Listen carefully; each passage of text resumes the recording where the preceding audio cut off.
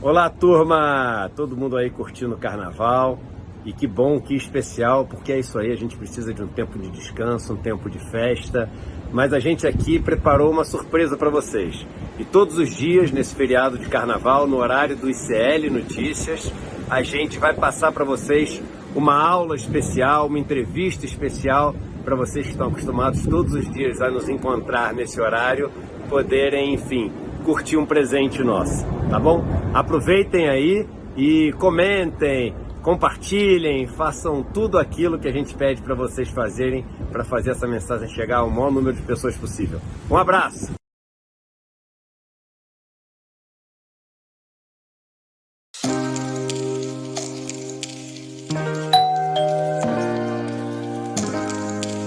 So tell us a little bit, how was your first contact with MST? How did you get to know MST? So I've been an activist all my life. Since 1970, I was a maid, and I was organized to march for a living wage, and we won. I fought to get 18-year-olds a right to vote, and so I was one of the first 18-year-olds to vote in the United States, and I was an anti-war activist. So that was my beginning, and I realized the violence of the structures I lived inside of very early, because I was a maid and I saw how we were treated and seen. And I was a white maid, but I mostly worked with black maids, so I got to see the world through their eyes. I decided I was going to spend the rest of my life taking on the man, which was the language of that time. That's called empathy, huh? Empathy, you were empathic to those people, right? Yeah. And so I've been able to get into different struggles and work. Part of that was really understanding farm workers. I was taught by Cesar Chavez. I worked in Jerry Brown's administration and got to fight for the first ever farm labor bill that gave farm workers a few rights, not as many as they should have had, but it at least recognized them as workers that deserved rights. And so I learned about the MST in the 90s. And they came around to the United States, and as they always do, they have friends around the world, and learned about the school that they wanted to build in a place that had been devastated. I was on the board of Rainforest Action Network, and we worked to stop the devastation of the rainforests in Brazil. And it then took me into learning about the MST and what they were doing. And I heard about this school they were creating, the ENFF school. And that, yes, we live in a structure. It really touched me because we live in a structure that is violent. And they could articulate that, but not only articulate it, but understand that you needed to teach it. That we also live in a culture that almost blinds us to the world we live in, so we will become tools of that world instead of the change agents for that world. And so I was so impressed that here was a community that understood that we're indoctrinated, basically, and that we needed to be retaught. Not only that we live in a structure that's violent, but what are the practices to create peace and a peaceful community that is caring and sharing and has love at the core of it, instead of hate and violence and extraction and war, that, you know, is what I call the war economy. Mm-hmm. And you say something very interesting, and I've been telling Brazilians that most of the people, they just don't care about the poor. We have a few people that want to learn about the poor, but no one seems to want to learn with the poor. And you just said that you decided to learn with the poor. How was the process of learning with MST? Well, to learn with, first of all, is a practice itself, because you learn in the process, being with them, that we're taught alienation in the I can only speak as a white privileged person out of the United States empire, and it's a very destructive way to become a human being, is my experience. So then to be settled into a community that have the values that I felt were at the core of my need as a human being to be related to that, my need as someone who cared and loved, to have that reflected in the community I was learning with was nourishing at a level that's hard to describe. Because all of a sudden I felt home. Home in that place inside of myself that was like, oh yes, here I am. And we're not alienated from each other. No one's described as the other. Even with nothing, we lived in abundance. And there wasn't,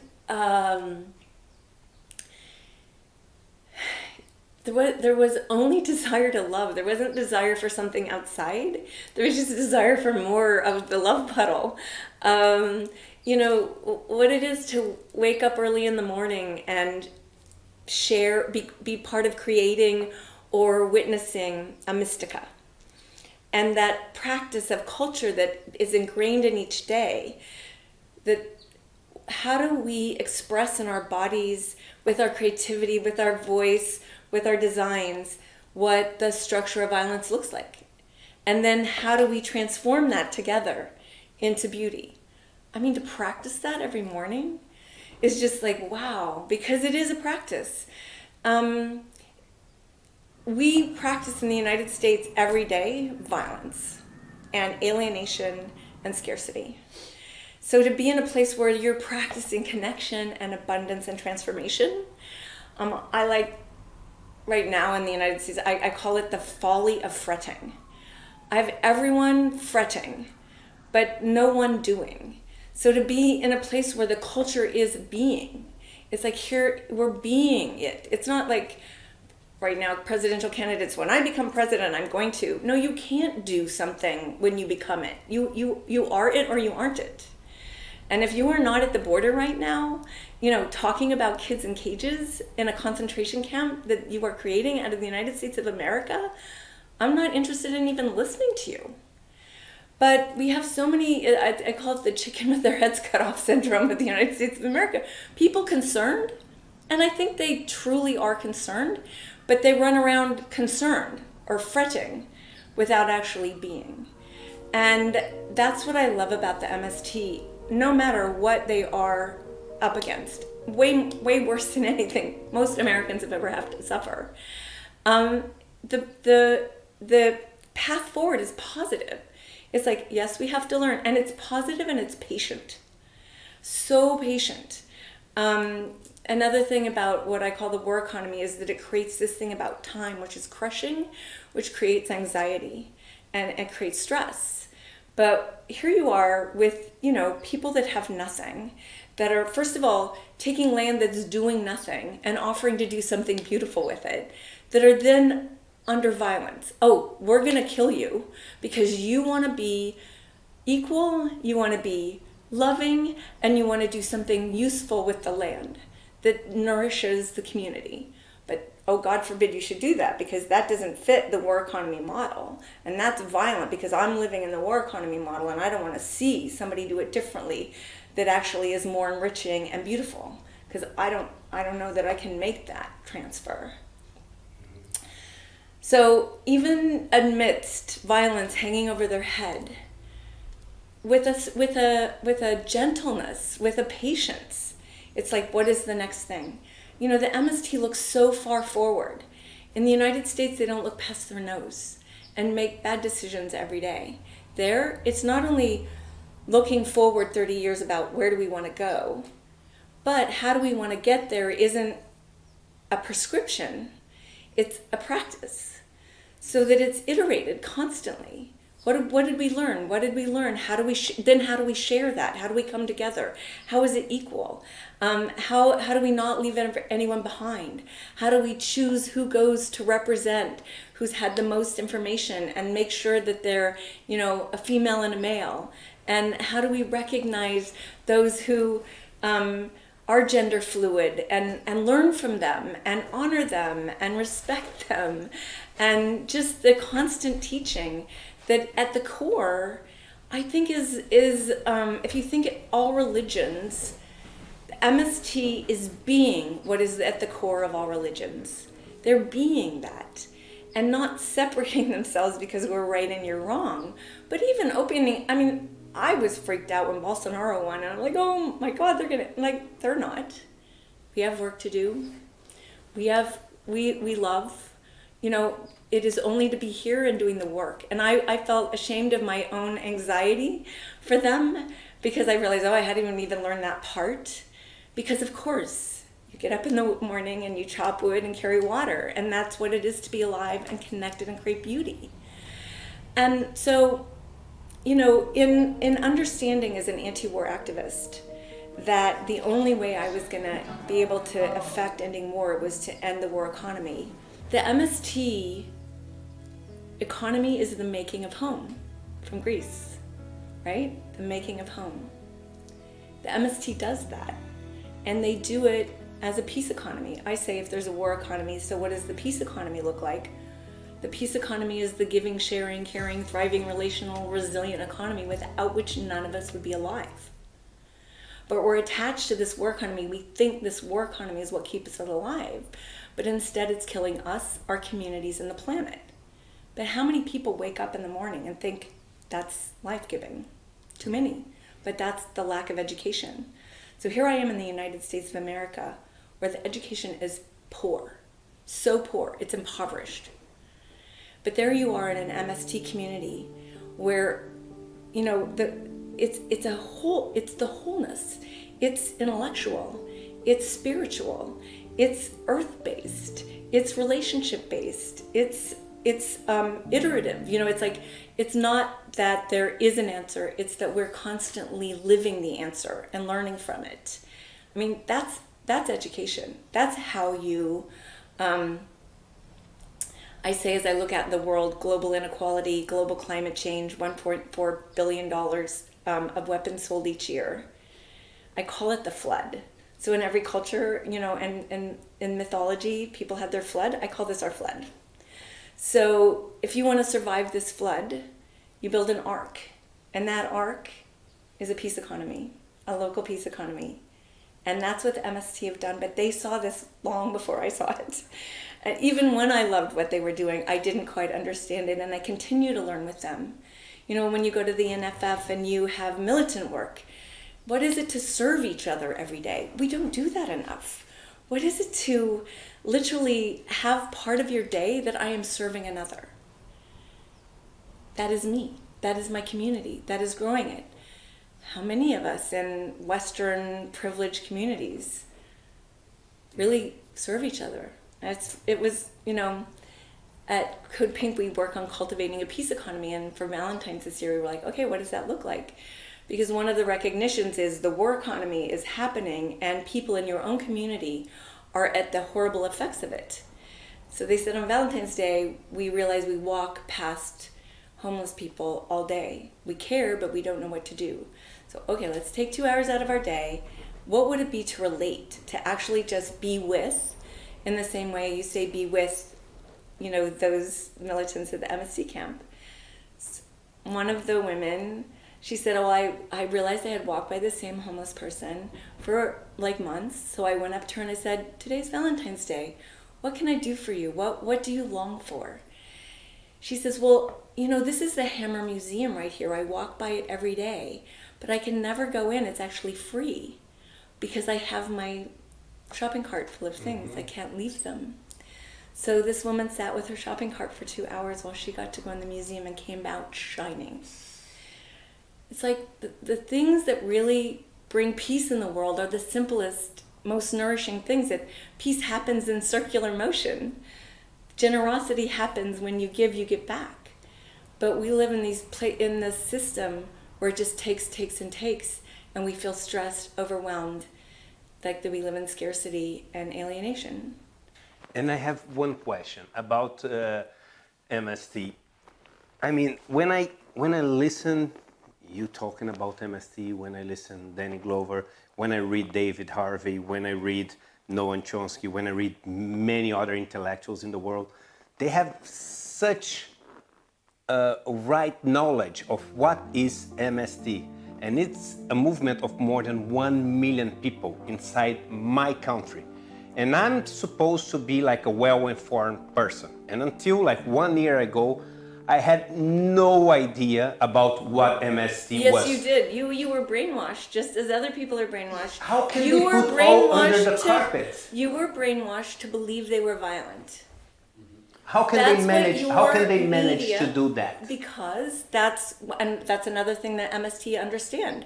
They understand that the war economy owns the media and brainwashes you to their story. And really what it does is it strips you of your humanity. You've had that experience of being stripped of your humanity and really watching what that looks like. But you hold on to that story because it builds the house around you. You believe that everything that gives you life would go away if you didn't believe that story. That's why the MST, that's why Brasil de Fato puts out other stories. And I mean, that's what Code Pink does. We get up in the middle of Congress and say, that's a lie. Because the war economy, the brute force of capitalism, has to make you believe in this story, because if you don't and you pay attention, you will notice how violent it is. How violent it is to billions of people on the planet. So it's gotta scare you. I mean, let's just look at, I got to see those ads when Bolsonaro was running in Brazil and someone translated it for me.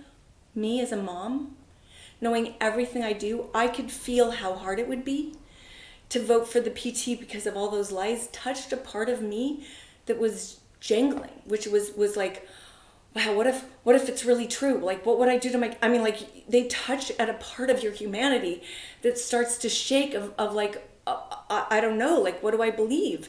And I know, so I could both know and feel what they were trying to do and how someone who didn't know would be shut down.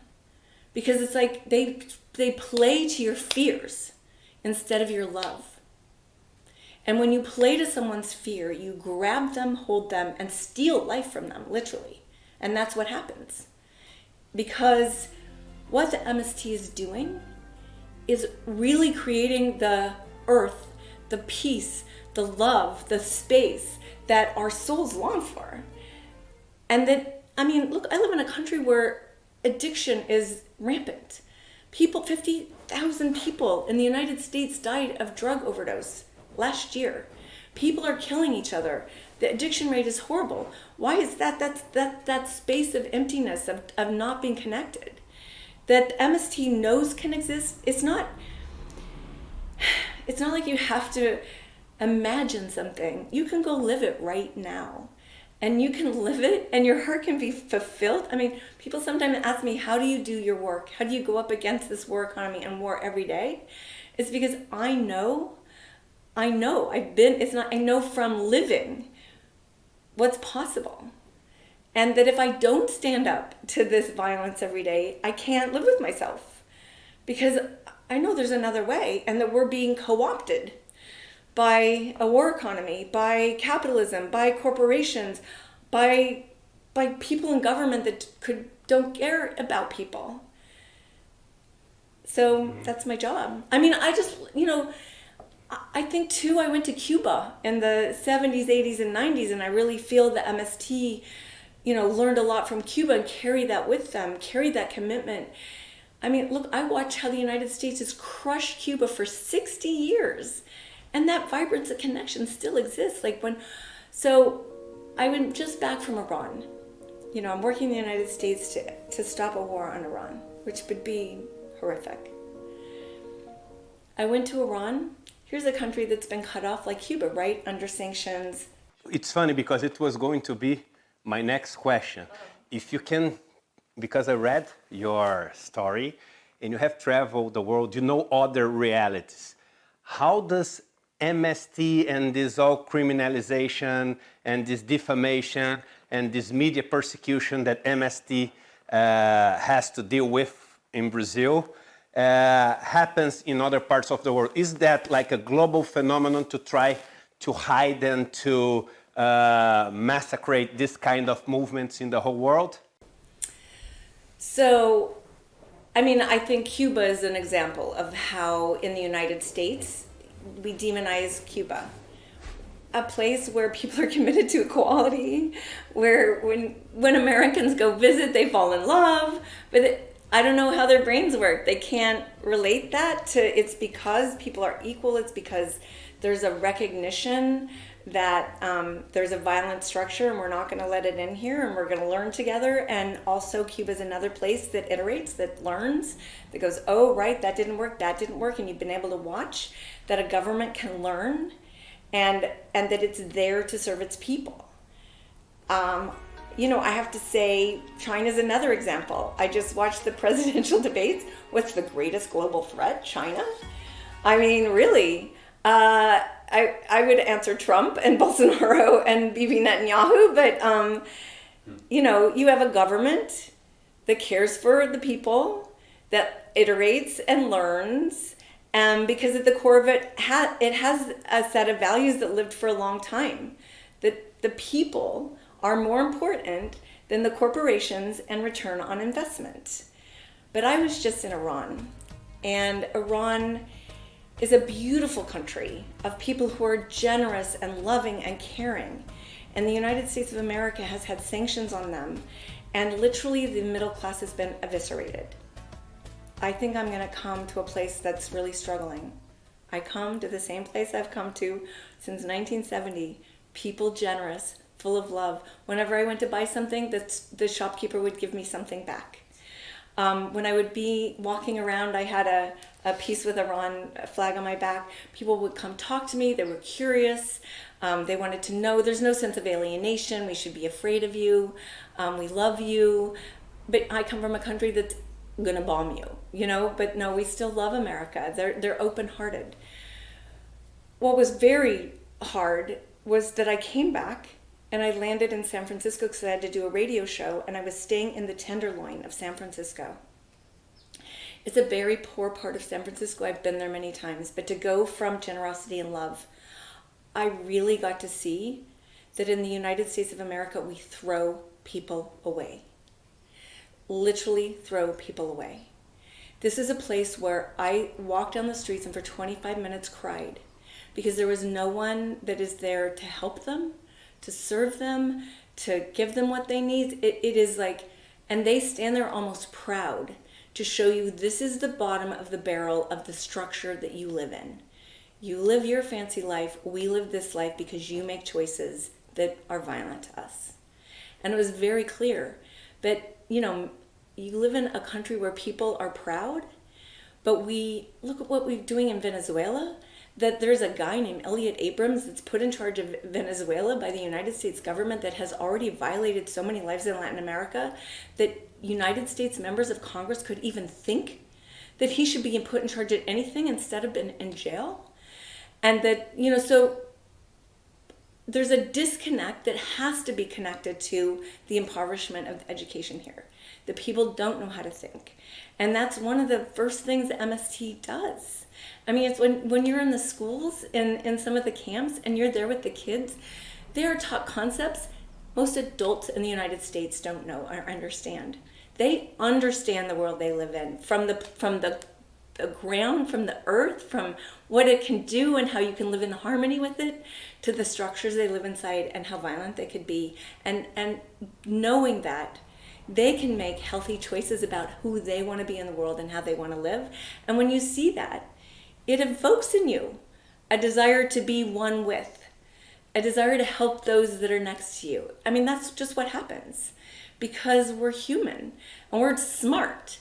And we know that, like, for life to happen, it has to happen for all of us. And they're taught that way. And so for me, I feel like they're the seeds of the future. And they infect people all over the world. It's like we all have that inside of us. They're doing work so many places.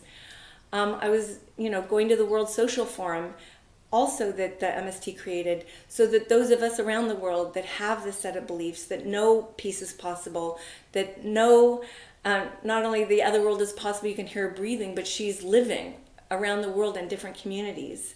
And now the continuation of the MST understanding, they're not there to protect Brazilians, just Brazil or just the million members.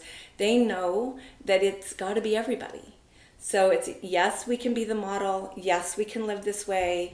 Yes, we can continue to affect our government, but there are militants in countries all over the world, sharing and giving and teaching and learning and inspiring. Friends of MST exist globally. One question which I think it's very, very good to ask for you. Something that was really important for me when I visit MST was the importance of women in the movement. There's no like a man leadership. There's always a man and a woman on the places of coordination. And every meeting that I went there, they would talk about violence with women and all those things. What do you see in MST in terms of politics and example for the women struggle to find the right place in society? This is a great question because it goes to my folly of fretting question. We want equality, but like, how do we get there? You just do it. And that's the MST model. Nobody does anything that there's not a man and a woman. No, there's not going to be a conference that everybody that comes doesn't send a man and a woman. Now, the interesting thing is I've got to watch that happen as we've worked on schools with the MST around the world. And we have, we take the model and we do it, say, in South Africa or another country. And everybody says, we can't find them. Or no, we don't have them. It's like, no, you don't get to come if it's not a man and a woman. And it's really like so easy. They're just, they model like, it's not rocket science. It's just you send a man and a woman. And, the leadership is developed and the females at the table get to bring different knowledge. And that's why they're so rich. That's why it's such a rich space to be in, because you're literally being in equality and not, and as a feminist, not in the bastardization of feminism that is in Western cultures, where it's like, how do women become at the top of a patriarchy? But how do we really hear the voices of the needs of females, males, gender fluid? How do we make sure everyone's at the table? We invite everyone to the table. I mean, it is so simple. And nobody gets to come. No, your camp doesn't get represented unless you send a man and a woman. And in other parts of the country, when we do this, it's like, oh, well, we don't have any women. Of course you have women. It's just like it exposes their models, expose when you're in other spaces, how people think. And it's really ridiculous. But we don't look at our own thinking. We don't look at fretting doesn't get you anywhere. Like, just do something. They're like, okay, there's a space, there's a person, let's bring them in, let's love them, let's care for them, let's teach them, let's give them tools and dignity. Let's give another human being dignity that's been thrown away. What an amazing concept. I live in a city where, just my little city here, 3% are homeless. And people fight to get them kicked off the street. I'm like, you get to live in their house. They're in the street. That's the system you live in. Bring them into your house if you care. The beauty of the MST is it's so simple. It is really just to do it and quit pretending and quit telling a story like you believe in equality but want to live something else. That when you go to an MST school or an MST camp, you get to watch your own patterns. You get to watch your own beliefs. I think and I still get to watch them. It's not like they change easily because we're so indoctrinated into believing something. You were taught to believe the MST were like terrorists. I know I've see Brazilian cab drivers and I say, oh, do you know the MST? And they're like, yeah, they're terrorists. I'm like, have you met any? No. We're so easily convinced about an other and that they're out to get us and they're evil. I started around a war where people in the United States were convinced that Iraq was their enemy, a country that had never done anything to them, a country that was pretty much socialist. All that oil was given to the people. The people had free health care, free education as much as they wanted.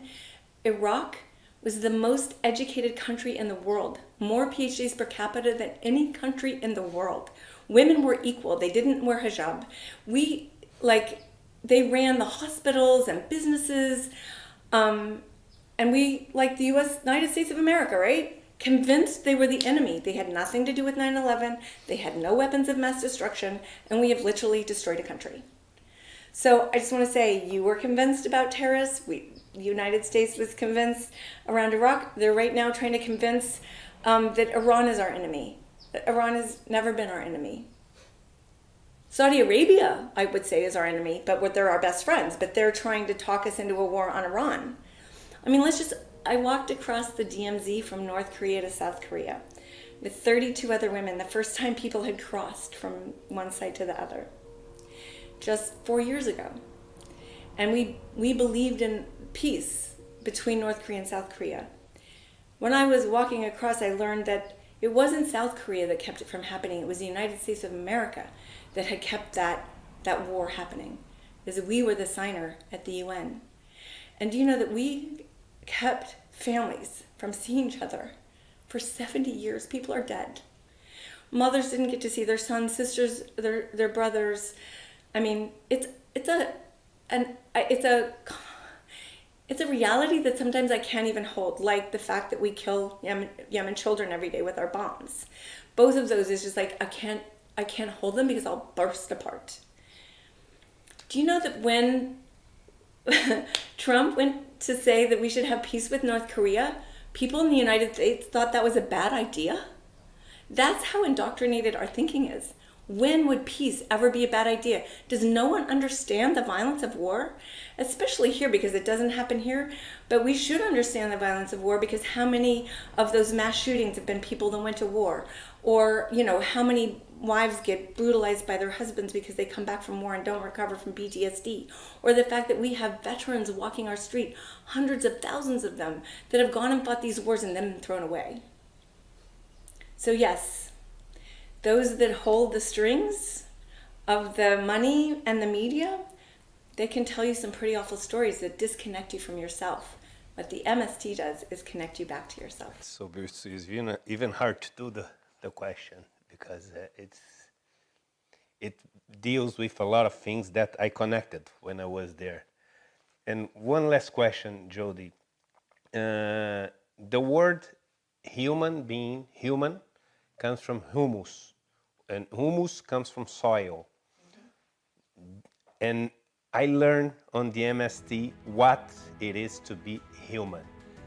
And I now believe that the land helps a lot, like planting something, taking care of plants, that makes you human. Do you think that the cities, the urbanization, all those things make us less human, and this contact with the soil, with nature, seeing how things grow, seeing how life happens, makes them human? And that's one of the reasons why they're so dangerous to the leaders of the right ideology, because they make people back to be human. And when people are human, they care about each other. And if we care about each other, the whole system just falls apart. Do you think that? Of course, that's why Cuba is so dangerous. If the people in the United States got to see Cuba really works, then the whole system would fall apart. People wouldn't agree to participate and give all their time to rich getting richer. I mean, you give your time, you work so the rich can get richer and so they can destroy the planet. I mean, that's not hard to think that's a bad idea. So, yes, I do believe that the soil and human are definitely connected. So I'm going to tell you a couple stories. 30 years ago, there was a woman who was a guard at the prison up in San Francisco. And she realized that it had 8 acres of trash. she read a book and she learned how to be a permaculture farmer. And she taught all the prisoners how to farm the land. They cleaned it, they farmed it, and they got healed. They realized what it was to be human, what it was to connect, what it was to have patience, what it was to watch something grow and tend it and weed and care. And they got healthy. And then they wanted to come back in prison so that they could farm, so they'd get rearrested so they could come back. So she created a project that I sit on the board of still 30 years later, which is called the Garden Project.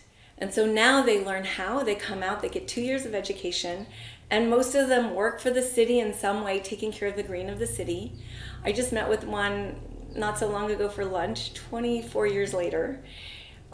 He's got kids, so much dignity, just wanted to brag about everything he was doing. He's now in a union, kind of one of the lead organizers. But they have a garden at their house that he owns, so proud to own his house.